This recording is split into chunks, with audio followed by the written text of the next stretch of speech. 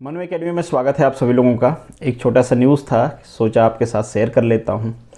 Chances हैं कि आप में से कुछ लोग इसके बारे में पहले से जानते हों, हो सकता है मैं ही लेट हूँ, या फिर इस बात की भी पॉसिबिलिटी है कि आप में से भी काफ़ी सारे लोग होंगे जो इसके बारे में नहीं जानते होंगे।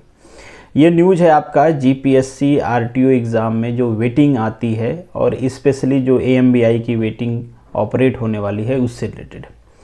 मेरी कैंडिडेट से एक बात हो रही थी, वो बेसिकली बताया कि जब उन्होंने आरटीओ इंस्पेक्टर के मतलब जीपीएससी एमबीआई के जब डॉक्यूमेंट वेरिफिकेशन के लिए गए थे, डिपार्टमेंटल डॉक्यूमेंट वेरिफिकेशन, जीपीएससी वाला नहीं, जो आपका कमिश्नरेट ऑफ ट्रांसपोर्ट करता है, CO2 जो करता है उसकी हम बात कर रहे हैं। तो वहाँ पे उनसे एक फॉर्म का डिमांड किया गया कि अगर आप एएमबीआई में भी सेलेक्ट हैं तो एक फॉर्म फिलअप कर दीजिए ताकि आपके कैंडिडेचर को एएमबीआई से टर्मिनेट किया जाए, क्योंकि आप एमबीआई हो तो एएमबीआई में तो ज्वाइन करोगे नहीं, वहाँ से टर्मिनेट किया जाए और डायरेक्टली जो कैंडिडेट वेटिंग में हैं उनको ऑपरेट कर दिया जाए। ये तो खुशी की बात है, पर एक थोड़ा सा सैड न्यूज़ भी है यहाँ पे। ये कंपल्सन नहीं था, मतलब ये ऐसा नहीं था कि सबको फिलअप करके देना ही था। उन्होंने डेटा मांगा है, उन्होंने कहा कि आप फिलअप करके दे दीजिए, अभी दे दीजिए, बाद में दे दीजिए। हो सकता है कि कुछ कैंडिडेट्स ने दिए हों, कुछ कैंडिडेट का कहना ये था कि जब ज्वाइनिंग आएगी, मतलब अपॉइंटमेंट जब आ जाएगा, हाँ, उसके बाद देंगे। कई सारे लोगों को डर होता है कि किसका अपॉइंटमेंट पहले आएगा और हो सकता है वैकेंसी में कुछ नंबर्स विड्रॉल कर लिए जाएँ, तो इस टाइप के डर की वजह से बहुत सारे कैंडिडेट्स ने नहीं दिया है।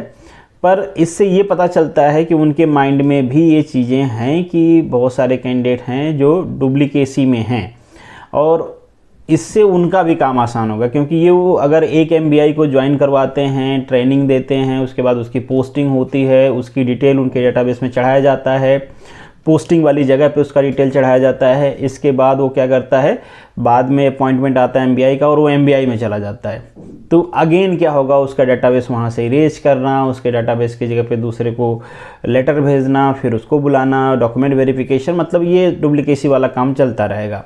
तो उनके माइंड में ऐसा है कि वो डुप्लीकेसी को हटा दें। अब ये बहुत अच्छी तरीके से हो जाएगा अगर वो पहले एमबीआई का अपॉइंटमेंट दे देते हैं। एमबीआई का अपॉइंटमेंट दे देंगे, एमबीआई का थोड़ा सा डिले करेंगे, तो जो लोग एमबीआई में ज्वाइन करेंगे वो डेफिनेटली वो फॉर्म दे देंगे, क्योंकि वो डिपार्टमेंटल फॉर्म फिलअप करवाया जा रहा है, इसमें जीपीएससी का कोई रोल नहीं है।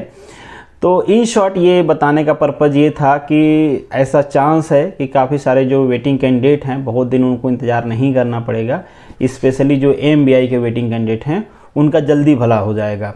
अब कई सारे लोगों का यहाँ पे ये भी क्वेश्चन होगा कि जो एमबीआई बनेंगे उसमें से कुछ लोग आपके ई में भी सेलेक्ट होंगे, तो उस पर कुछ प्रोसेस है क्या?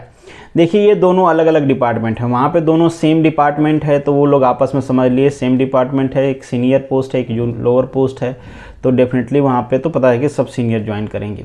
पर एमबीआई वाले जो सेलेक्ट हुए हैं आपके ई में, तो वहाँ पे थोड़ा सा कॉन्फ्लिक्ट है, या फिर जो डी में भी सेलेक्ट हैं, डी वालों का भी ऐसा न्यूज़ है कि उन्होंने मतलब इंटरेस्ट शो किया कि हम दे देंगे, हम बेसिकली एमबीआई ज्वाइन नहीं करेंगे। तो वहाँ से एमबीआई में भी कुछ स्लीपिंग हो सकती है, वहाँ पे भी वेटिंग लिस्ट क्लियर हो सकता है। बट जब हम बात करते हैं एई का और एमबीआई का, तो यहाँ पे कॉन्फ्लिक्ट ऑफ इंटरेस्ट आता है, क्योंकि दो अलग अलग डिपार्टमेंट हैं। कौन सा डिपार्टमेंट किसको अच्छा लगेगा, किसको कौन सा डिपार्टमेंट अच्छा लगेगा, तो उसके बारे में हम लोग कुछ श्योरिटी से नहीं कह सकते हैं, उसके लिए तो ऑब्वियसली इंतज़ार करना पड़ेगा।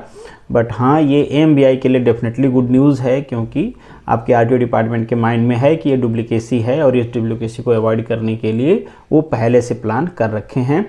होप सो कि जो कैंडिडेट एमबीआई हैं, अगर आपकी ज्वाइनिंग पहले आती है तो थोड़ा बहुत जो डाउट आपके मन में है वो भी क्लियर हो जाएगा।